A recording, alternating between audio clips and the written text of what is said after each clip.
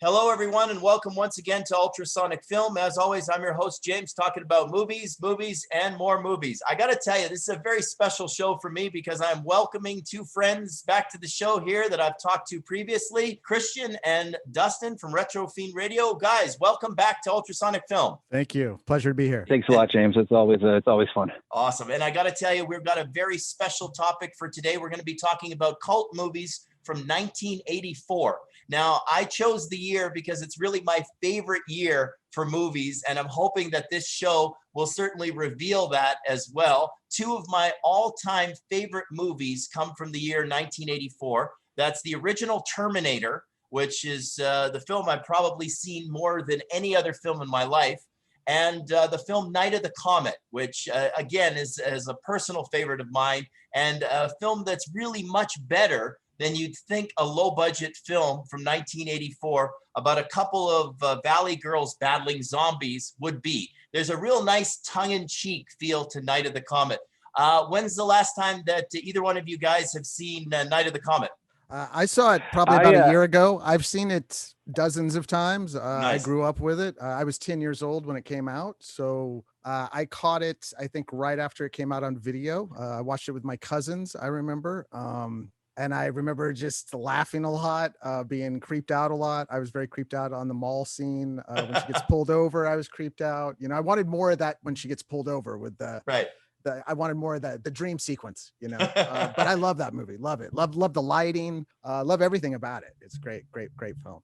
Awesome. Dustin? Yeah, the last time I saw it was actually a couple of days ago. I definitely wanted to rewatch it because I haven't seen it in a little while. The first time I saw it was actually only a few years ago. A friend of mine, it's her favorite movie too. And we were just looking for something to watch. And she's like, "You ever seen that?" And I was like, "No, I haven't seen it." And she's like, "We're watching it now." And it was so much fun. Yeah, same thing. You just love how moody it is, especially just when, you know, you can tell the budget wasn't huge, but it was just a labor of love, obviously. And just everybody involved. And of course, just the unconventional sort of story of, you know, the two female leads and then just being badasses and just that whole thing, that dynamic, and just them being able to take care of themselves and all that was obviously just a lot of fun to watch. And the whole movie is just a kick.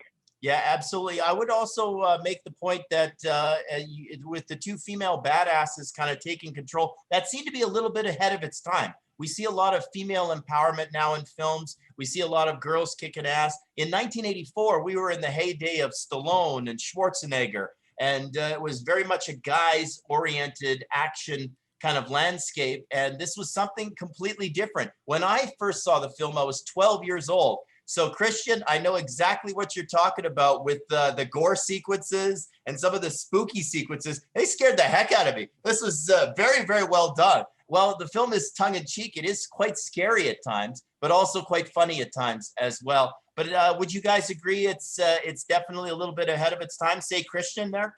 Absolutely. I think it's very ahead of its time. Also, you have to point out, you probably remember, you know, you're around my age. You know, there was so much going on at the time with Halley's Comet coming back around.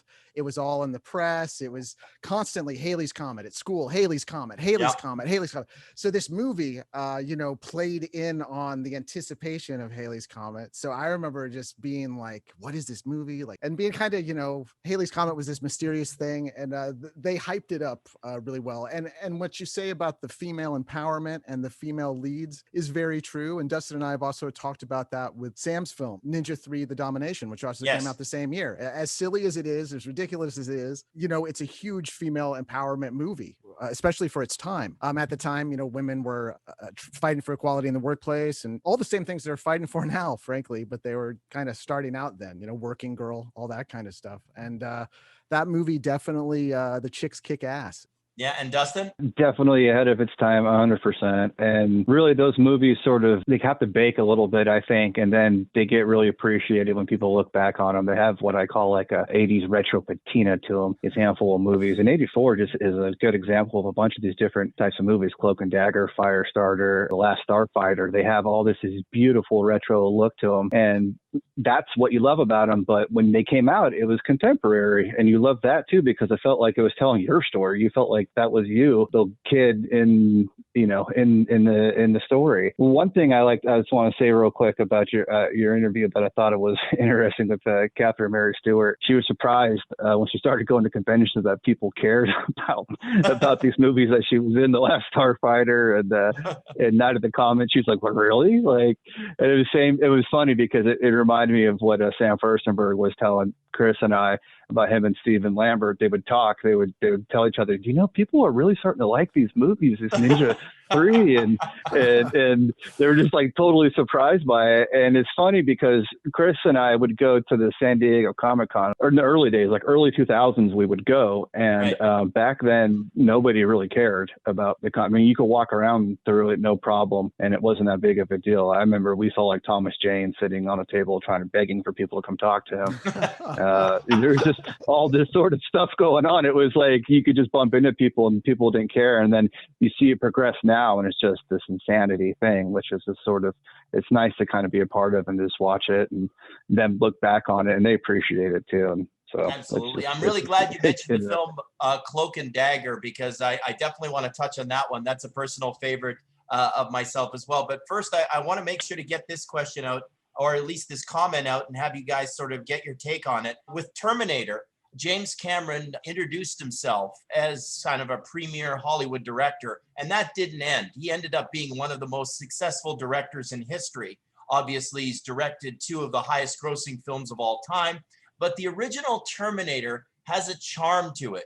You could tell that they were really trying. James Cameron, Gale Ann Hurd, Arnold Schwarzenegger. There was a very meager budget of $7 million. They shot it in about 14 days or so, mostly at night. And it has a real edge to it and a charm that I think still makes it really one of the best of the series. I'm curious if you guys are Terminator 2 fans, because some people put Terminator 2 over Terminator 1. I enjoy the original 1984 Terminator, so I'm curious as to your take on it. I'd like to ask Christian first. Go ahead. The best Terminator movie is the first Terminator movie. Oh, that's great to hear. The second one's fun and it's cute, very entertaining and groundbreaking and all that. But the first one, first of all, it's badass. And it's like Arnie is a villain, which I love. You never get that really again. You know, he's cruising around just wasting cops. Yeah. He's, that's my biggest problem with the second one is they make him a hero, just like in everything else. And I did not like Edward Furlong. At the time, I was about Edward Furlong's age, and he was so whiny in the movie, and he wants him to kneecap people. And I remember just thinking, man, I would take him to people's houses and have him murder people from that age. I would have a list. Like, I wouldn't be like crying. I wouldn't be like, oh, don't hurt people. I'd be like, we're going to my vice principal's house. We're going over to, the bully's house. Like, I mean, I don't know. I was really disappointed when I saw it. Visually, I thought it was stunning, and it is a great movie. Don't get me wrong. It is good. But for me, the first one all the way. And Dustin? So the first one, I put that in a category of movies that I wasn't allowed to watch when I was a kid, but I did. And then it scared you. And so it didn't scare me, but I just was enthralled. And so the fact that you couldn't watch it was even every second, every frame you would watch, you would just feel like you're not supposed to be doing this. Yeah. And a friend of the family's had everything, all the cool VHS tapes, everything. So I watched it on VHS, in a dark room, and it was just like, oh my gosh. And then so I was like 10 and 92 when the other one T2 came out, and I kind of tricked my mom into taking me to go see it, and I was blown away by that when I saw that movie too. I mean, I couldn't believe what I was watching. It was just this insane action movie, and it was funny because when we got there, my mom couldn't back out after she bought the tickets or whatever. It was too late, but but it was a blast though. I love that one, but I definitely, especially as I got older, I definitely understood what everyone's talking about. The first one's this dark, sort of tech noir, as the club is named, for what James Cameron did and for the budget and everything, that movie's legit. And then, the second one, when you break it down and you start to actually look at it, there are some elements to it that are him not killing people and stuff like that was definitely not the right move to do. But as far as what they're both, their places in time, 100%. I love them both. But Terminator 1's definitely the one. Awesome. Well, I appreciate your guys' take on it. And again, yeah, like I say, it's definitely something that you can imagine. I go back and forth with people on this from time to time, but yeah, I definitely do have love for the first film, which of course, again, came out in 1984. You mentioned Cloak and Dagger. I think it's a film that not too many people know nowadays, but it's actually an exceptionally well-crafted film that recalls a little bit of Hitchcock off of that film as well. Henry Thomas, so good in E.T. the Extraterrestrial. He was, of course, known for that, is still known for that. That was one of his next movies, and he delivers an amazing performance as this kid with this overactive imagination and this fantasy friend. And Dabney Coleman gives a tour de force performance, playing both his father and his imaginary playmate as things get pretty real and pretty serious. Again, I saw this when I was a kid, and the film has a real power to it. Have you both seen Cloak and Dagger? Yes, I saw it at the theater with my uncle when it came out. I loved it. I mean, I was amazed by it. I was totally engrossed in the theater, on edge of my seat. It was really freaky as a kid. I mean, they don't make movies for kids like that anymore. I mean, it was a pretty messed up movie. I'm glad you said that. Yeah, keep going. And I love Dabney Coleman, by the way. Anything he does, I'm a huge Dabney Coleman fan. And his performance in that is fantastic as the dad, as the lead fantasy character. Also, early role for William Forsythe, yes, who also is in it. He was also in another 1984 classic, Once Upon a Time in America, where he plays Cockeye, which is an amazing movie. But yes, Cloak and Dagger, I love it. Still love it today too. Still great. Awesome. Dustin? Yeah, that was a movie that was a sick day. Mom went to go rent something for you and brought it home. And that movie, yeah, it was freaky. It's funny Chris said that too, because I remember specifically it freaks me out. I won't give it away for people who haven't seen it yet, but they find somebody in the trunk, and I remember just going it unsettled me. The whole D&D thing in the beginning is very cool too, and very stylistic. I didn't pick that up actually until years later, until I started playing D&D, and I was like, oh, that's what they're doing now. This makes D&D. Oh, this makes a lot more sense. Yeah, just the grandma with the hand. There's a lot of freaky stuff about that movie. And one thing I'd like to say about Cloak and Dagger real quick is just a sign of the times. If you watch that movie, there's a scene where Henry Thomas, and I think it's a sister that plays in the movie, they go and they enter like a public building, and he has a water pistol that looks as real as anything that you would find in a gun shop. Right. And he walks in there with the backpack on, and they infiltrate this building. Security guard, and he has a pistol and full of red dye. And the cop's just like, oh, these silly kids. He sees them, and they're like, oh, these silly kids. And it's just like the 80s, man. You could have toy guns that looked real and be around and do stupid stuff like that. Yeah, I did too. And it's just like, you cannot do that now. It's like watching it, you're like, whoa. Yeah. No. Great movie. Anybody who hasn't seen it out there, you got to go see it. Absolutely. Go rent it. Yeah, Cloak and Dagger. No, definitely one I would recommend. And I like, Christian, that you mentioned William Forsythe. That might actually be his most likable role on screen. he frequently does not play guys that likable. That's true. Very true. I didn't really think of that, but you're absolutely right. You're absolutely right. Oh man. One film you mentioned it a little bit earlier, Christian. I know you want to touch on it. And that's Streets of Fire.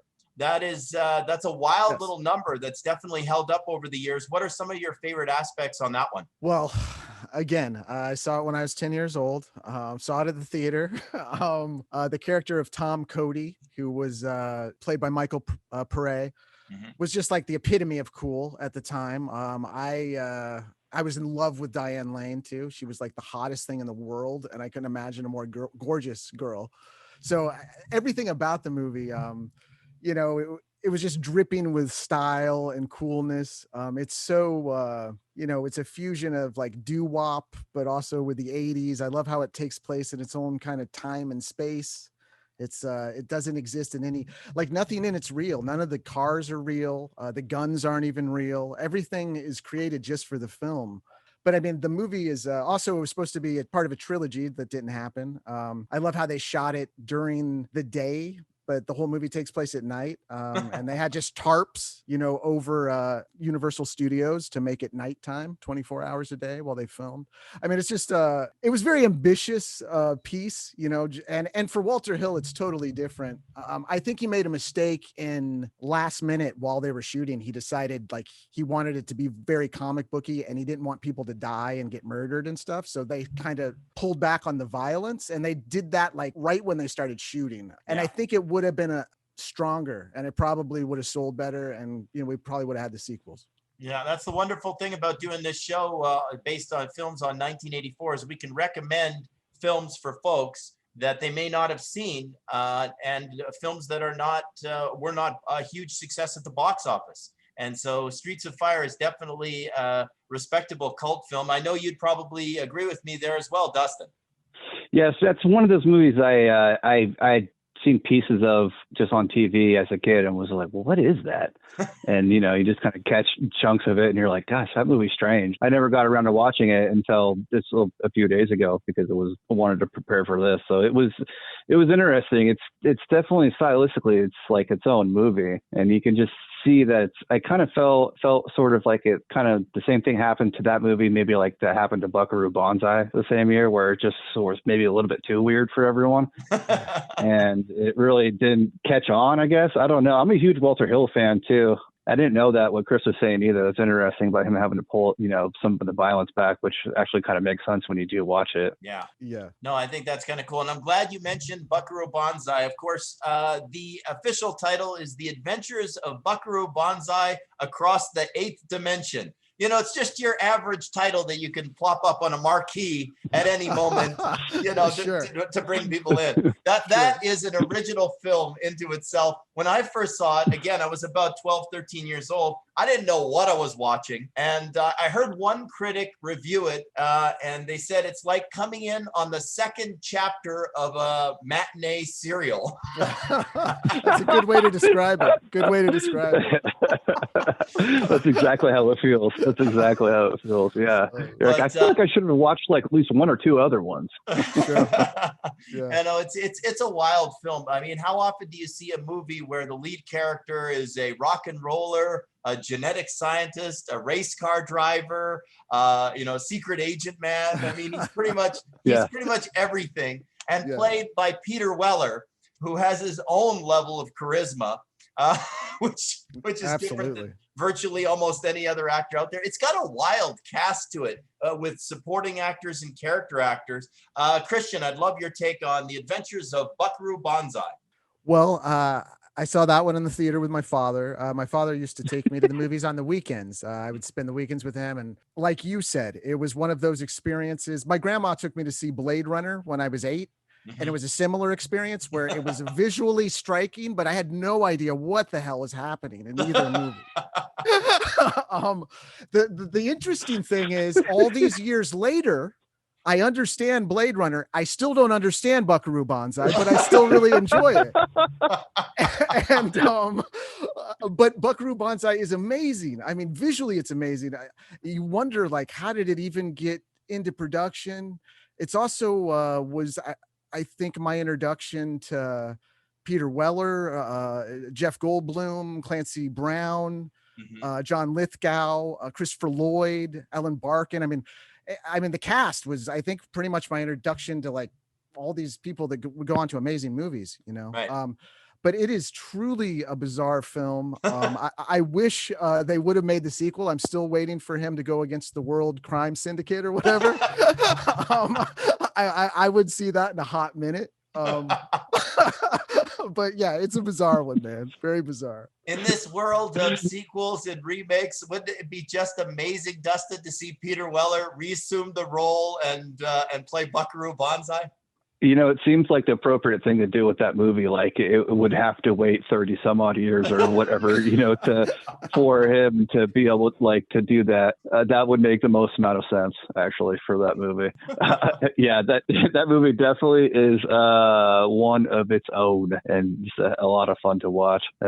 Christopher Lloyd was in that movie too, and that was the second movie he was in for. He was also in the Star Trek 3. My dad loved it, by the way. When my dad took me to see it, he loved it, and I think he probably smoked a joint before we went to see it because he was way into it and laughing and loved it. But I loved it too, but I did not understand at all. No, it's a personal favorite of mine. I love John Lithgow's performance, and Lithgow actually, when he was being interviewed for Footloose, mentioned that this film was a favorite of his and part of some of the best work that he did. Was in the early 80s, and he described this film as a kicker, which I thought was a great way for him to kind of describe his performance. It is in the film. When he sticks that thing on his tongue, it's like, what? The electrical thing. What is he doing? And his voice, just his voice, and his it's accent. Really hard to place his accent in the film. You're absolutely right, Christian. Yeah. Couldn't quite do it.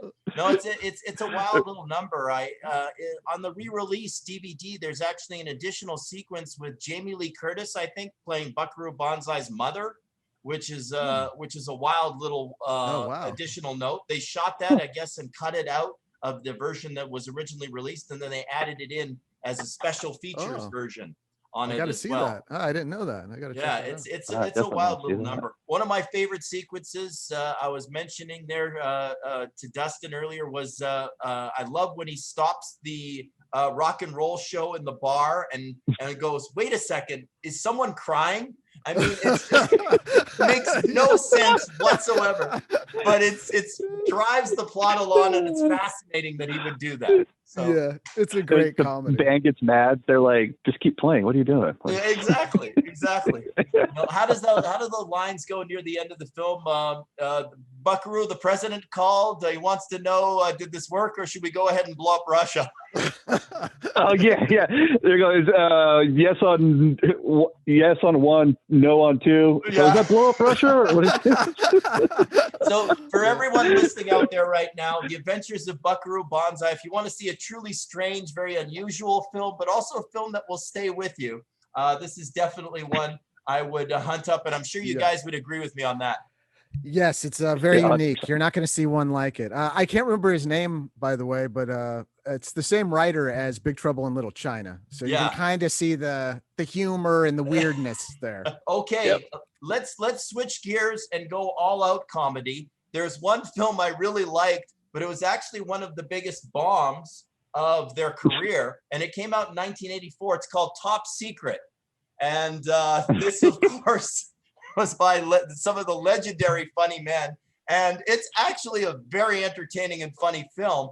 But they said themselves publicly that they were choosing films that I think contemporary audiences weren't as familiar with to parody, and that might have hurt their box office chances. But they still made a very, very funny film. Christian, I'd like your take on Top Secret there. Oh my God, it's a brilliance. It's amazing. I used to spend summers with my grandma in Fort Lauderdale, and we went to see that together. I've never seen her laugh harder than I've seen her laugh in that. She was with tissues dabbing her eyes. She was laughing so hard. I mean, that movie, and I was crying. I was laughing because she was, it was infectious, and I got like a lot of the gags, at that age, but some of it goes over your head. But also the music's great. Val Kilmer's debut, he sings the songs, and the songs are just great parodies of Beach Boys songs too. I mean, amazing parodies of Beach Boys songs. But no, I mean, out of the Zucker brothers movies, I mean, I love Airplane. I love Naked Gun. I love all that stuff, but it's my personal favorite, frankly. Oh. And I mean, if you just think about logistically, just the underwater saloon scene alone at the end. Yeah. How did they shoot that thing? I mean, how long did that take? He comes walking through, swinging the doors. I mean, he's like smoothing his hair back. And I mean, like that whole underwater, like saloon scene. First of all, it's crazy and bizarre. But like, I would love to see a documentary film on just that scene alone, how they did it. An excellent point. And again, they didn't have CGI back in 1984. There's no way they could visually, optically create that. They would have to actually shoot it. So it would just be it would just be nuts. Dustin, your take on Top Secret?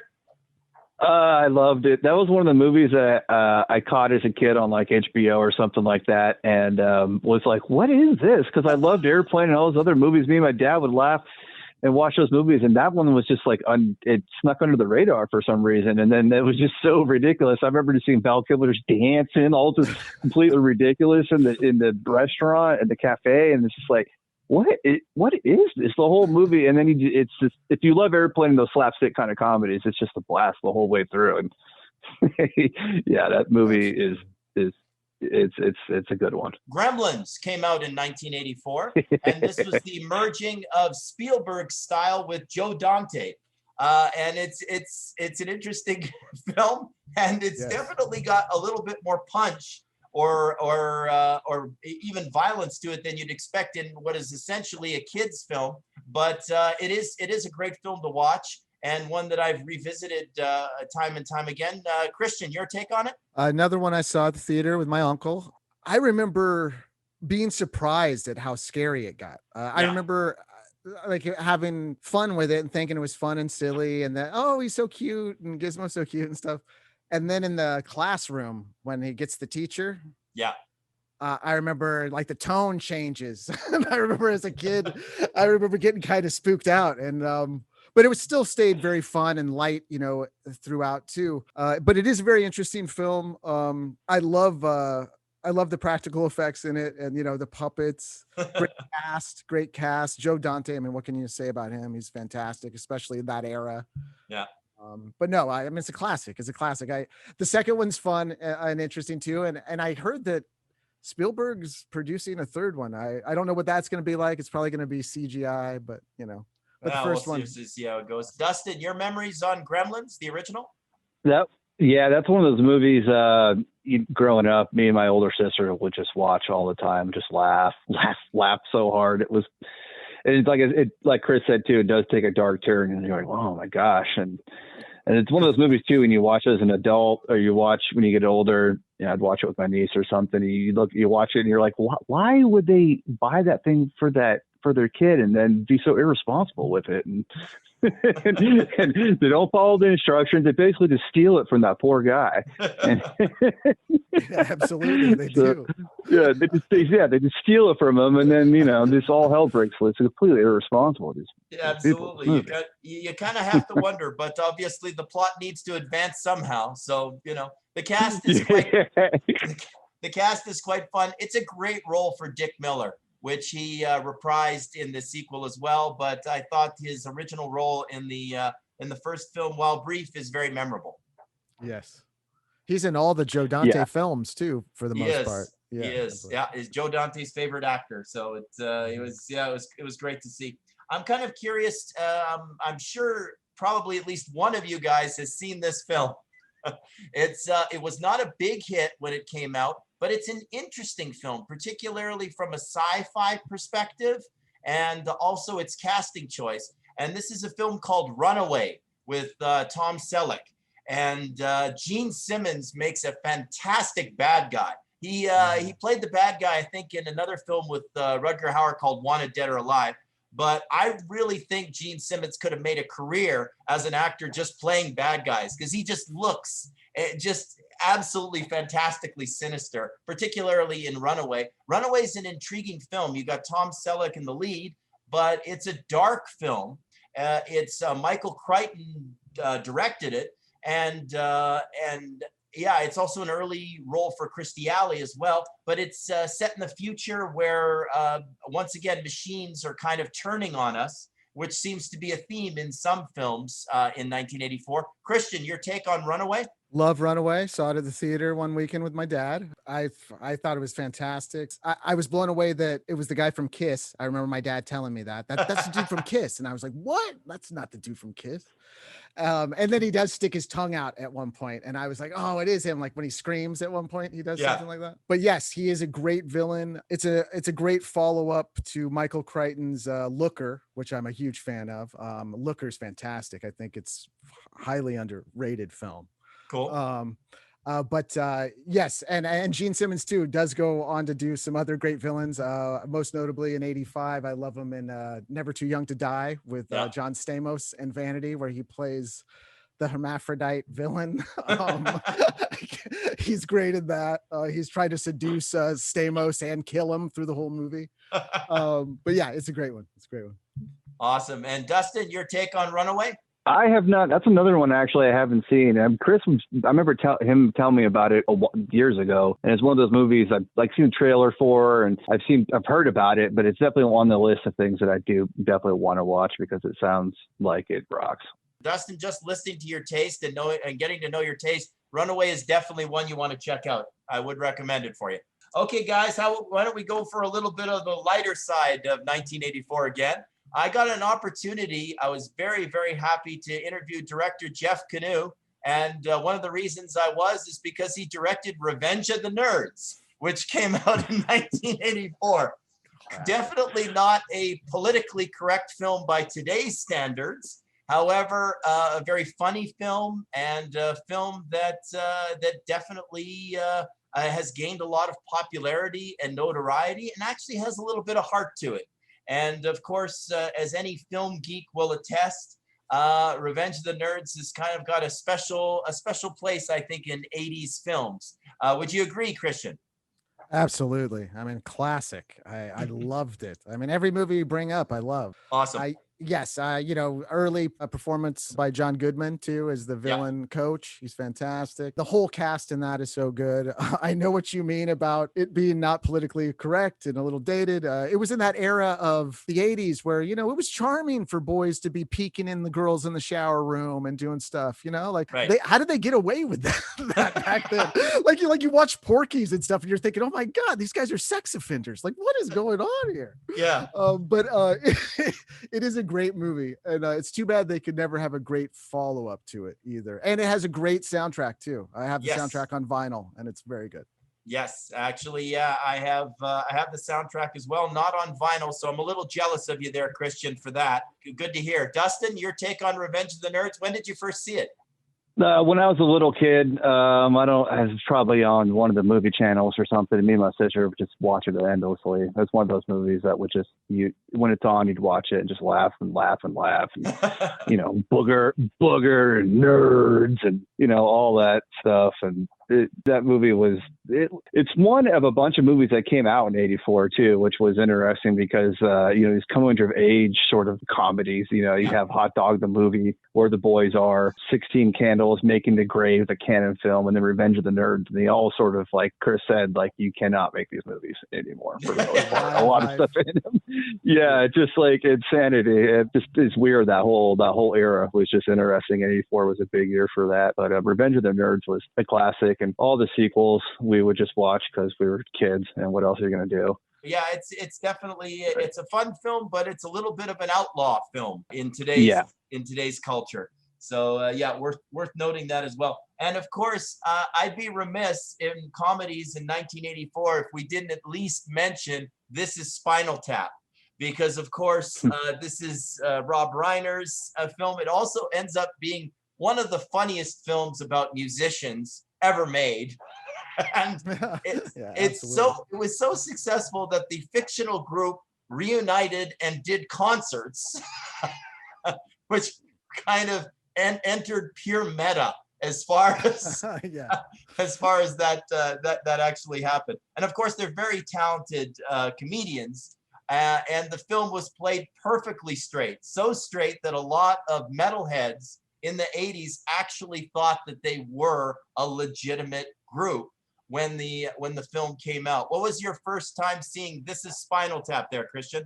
My first time was seeing it on video with my father. At the time, I didn't appreciate it because I didn't really get it. I think I was probably about 10 or 11 when it first came out on video. Yeah. My stoner dad loved it again, just like Buckaroo Banzai. He thought it was hilarious and he was Yeah. quoting it. And I remember being like, this isn't that funny. I mean, like, but as I got older and I saw it and understood it, Yeah. it's hilarious. And I also loved Michael McKean. Yeah, I loved Laverne and Shirley growing up. I loved, Lenny and Squiggy. And Michael McKean's a musical genius and he's hilarious. I mean, I have a Lenny and Squiggy album actually from the late 70s, and Christopher Guest plays guitar on it with them Awesome.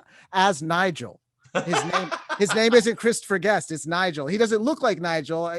Actually, he kind of looks like Nigel looks in the 60s version of Nigel, Nice. when they're like but yeah, that movie's amazing. And if you get it on Blu-ray or DVD or something, I remember when it first came out on Criterion in the late 90s, it has like an hour of just extra footage that's just as hilarious that they cut out too. Great movie though, classic. Rob Reiner too, right? Isn't it Rob Yeah, Reiner? that's Rob Reiner. Yeah, absolutely. Dustin, your take on This Is Spinal Tap. It's hilarious. My older brother showed that movie to me, probably like when I was in my teens. Well, I mean, what can you say that hasn't already been said? I mean, that movie cracks me up from start to finish. And I've seen a couple different documentaries with he does the Simpsons voice. Dan Castellaneta or what's the guy? Yeah, and it's just great. It's just gold. Having him explain just all the sort of what was going on behind the scenes of that movie too. It was just when you hear him talk about it, you're just like, oh, okay, that's why. Because they're just all having a riff the whole time. That's a blast, and it feels very cinema verite the whole time you're just watching it. You're like, is this a documentary or is this for real? I don't know what's going on. Very true. It was years later before I realized that Billy Crystal and Dana Carvey were in it as waiters in the earlier sequences. And when I went back and watched it, I was like, I had no knowledge of that whatsoever. It's an amazing cast to this. And Angelica Houston shows up in a comical kind of role. It's a very unusual film, but it's also a very, very funny film as well. Ed Begley Jr. too. He plays one of the drummers as well. So yeah, it's a wild little number, that one, that's for sure. I gotta ask you guys about a couple of serious films I want to touch a note on in 1984 quickly. One of which, of course, we had sort of the America-Russia conflict going back and forth, and then Red Dawn was released, which was interesting because it was coming out in an era where teen films were becoming popular, but this was an entirely different kind of teen film, and which you'd kind of expect from John Milius. So I was kind of curious there, Christian, what was your take on Red Dawn? Oh, I found it terrifying as a kid. I mean, I remember just thinking, I mean, I was, at the time we were terrified of, Russian invasion. So it really, tapped into that fear. And as ridiculous as the movie is in some parts and stuff, at that age, just like, at 10 years old, you see any of that stuff, you see Ninja 3, The Domination at 10 years old, you take it as this is real life because you don't have any reference because you're 10. Yeah. So when I saw Red Dawn, it was terrifying. It was scary. I was like, oh my God, can people like parachute down while I'm in school and murder my teacher? And I mean, I loved it. Like, I thought it was amazing, and I would watch it anytime I got a chance on cable, on video. But I found it really terrifying. It did strike a chord. Amazing cast too. I mean, it introduces you to half of the Brat Pack, that goes on to do tons of other stuff in the 80s. Yeah, no, very true. And Dustin? Yeah, that was a blast. I've seen that movie a bunch of times when I was a kid. And like Chris was saying, I thought the same thing too. I was like, well, what would you do in that situation? Oh, I would probably do what these guys would do. And then, And then you would kind of get with your friends and have conversations about with the Russians, we're going to parachute in, how you're going to handle it and all that. And of course, looking back at it now, it's just a classic John Milius sort of very right leaning sort of, oh my gosh, scare movie, but it's a blast. And it's definitely a cult classic that people, enjoy. Speaking of cult classics, I think one of the biggest cult classics of the 1980s also came out in 1984, and that is Repo Man. Repo Man is certainly an unusual film and benefits, I think, from some great performances, but also from a director that had a very unique vision. Christian, would you agree with me on that? Oh yes, I love Alex Cox's early work, and that film I still love it today. I mean, it's a favorite of mine. I love everything about it. I mean, it's hysterical. I love that everything's generic in it. You know, he's just eating. He's eating out of a can that just says food on it when he's talking to his parents. When they go out to get a drink, it just says drink when they get the cans and put them on the can. Like everything about the film's so weird. But no, it's a classic. I think I was introduced to Emilio Estevez in The Outsiders before that, but Right. but I really noticed him in this. Like when I saw it, I was like, and I really identified because I didn't identify, but I wanted to be that tough punk like kid. You know what I mean? That didn't take any grief from anybody. Right. So I identified with that too. But Harry Dean Stanton, I mean, oh my God, if you could put his performance in like, a time capsule, I mean, that movie, he's so great in that, his lines and stuff. And your take there, Dustin, on Repo Man. Unfortunately, that's one on the list too that I have not seen. So I'm starting to feel like the worst guest ever that you invited on the show now. But I'm honestly surprised by Repo Man though, because that's definitely that's one you got to catch. That's one actually I have, and I just haven't seen it. I've had it forever, and it's just one of the ones that are on the list of. And the endless list, as Chris and I joke about, of what things we can keep adding stuff to. But yeah, so unfortunately, yeah. But next time we talk, those movies that we talked about will be under my belt. No, that sounds great. I'm looking forward to that. Now, guys, before we end the show here, you got an opportunity to interview Sam Furstenberg with me, and of course Stephen Lambert as well. I want to touch on some Canon films that came out in the year 1984. Of course, you were talking about Ninja 3 there, Chris. I believe Breakin' also came out in that year also. Yep. Both Break-ins came out. Both Break-ins. Yeah. It's very, very rare where film and the actual sequel will come out in the same year. Yes, it is. I saw them both in the theater too, with my grandma and my uncle. I saw both of them, and I loved them both. I was in love with Lucinda Dickey. That was the year of Lucinda Dickey. I saw Ninja 3 on tape, and I saw those at the theater, and I was in love with her. And I got a love of short-haired girls from her to this day. We're learning more about Christian than we even would realize that we'd learn today. I love it. Dustin, your take on the Canon films, Ninja 3 and Breakin' 2, Electric Boogaloo. Oh man, the Ninja 3 wore out the VHS tape, renting that thing so many times from the store. I don't know what you can say. I mean, that movie I've watched a billion times with your friends. There would be a martial arts section. They'd have a little in the store, and they'd have all the Canon stuff there, and Ninja Theater, all that good stuff. Breaking movies were a blast too. Those were a lot of fun to watch, and it's just funny just learning the backstory, just talking to Sam about just how fast they were turning those movies around. And then just the amount, because Breakin' was successful, so they had Breakin' 2 out there, and then that was going on the world tour and sending all the cast all around the world to do pop locking shows and stuff like that. It was quite the production. Do you remember Sam's street name that they gave him in Boyle Heights? Yeah, what was it? All the kids in Boyle Heights, they called him Sam the Sham. That was his street name. Sam the Sham, yeah. I just thought that was the best. Just a remarkable director so and he brought out so much content in such a short time there in the 80s. It's really something. Yeah, it's Ninja 3, The Domination is really something. I can remember I bought the VHS tape at Kmart. Again, that was one that I just wore right out myself. But I love the fact during the Canon documentary where they discuss the fact that it's essentially a ninja movie, Flashdance, and The Exorcist all rolled into one, which makes it one of the most unique films of the 1980s.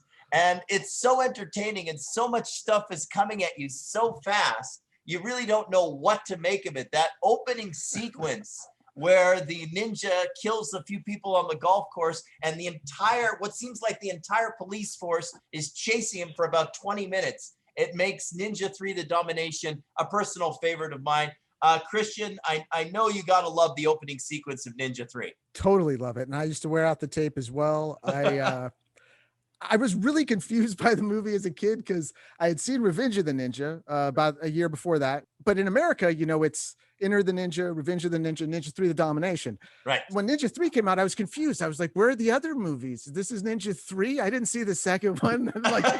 So when I watched it anyway, and the way that it opens with him going into that cave and getting the weapons and killing the people on the golf course, I thought it was a continuation of something that I had missed, but I loved it. I still love it today. It makes no sense. And Sam will be the first to admit that. Yes. He says it makes zero sense, but it's so much fun. And I love it. Extremely entertaining. Yeah. Dustin? 100%. Yeah, that what Sam would tell us about Monocle and Goldon, that's what he would just do, was just mash up things. He would just take this or that and put it all in a movie and just see what would happen. He loved certain elements of all these different movies, and he would just mix mash them, and that would be it. And people would just expect him to run with it, and okay. And sometimes it worked, and sometimes it didn't. Why it worked in that movie, I don't know. But that movie is a riot from start to finish. I remember just as a kid driving to parts of Arizona and looking at the mountains and going, oh, that's probably where that ninja guy lives. That mountain there? I don't know, and then plus as a little kid, me and Chris would always laugh about this, is you have no frame of reference as to what's real or not, so you just buy everything. Oh, this is legit. Of course he lives in this mountain and has all his ninja tools up in there, and why wouldn't he go and kill these people at a golf course? Of course he does that. Unfortunately, guys, we reached the end of the show. It always comes up way too fast, especially when I'm having this much fun talking about movies. But you guys got to let me know what's going on with Retrofiend Radio. What have you guys got coming up? Right now, we're gearing up to interview Brian Trenchard Smith, great Ozploitation director. We're going to dive into his catalog, which Man from Hong Kong, Dead End Drive-In, still doing post-production on a lot of Stephen Lambert stuff. We're going to do Revenge of the Ninja next because we have enough material for Stephen and Sam. So that's our next big project. Excellent. A lot more stuff in the works coming soon. Awesome. Well, I want to thank both of you for joining me here on the show. I really appreciate it. And of course, we'll have you guys back as soon as possible. Oh, would love to come back anytime. Thank you. Yeah, thanks for having us on, man. It was a huge pleasure.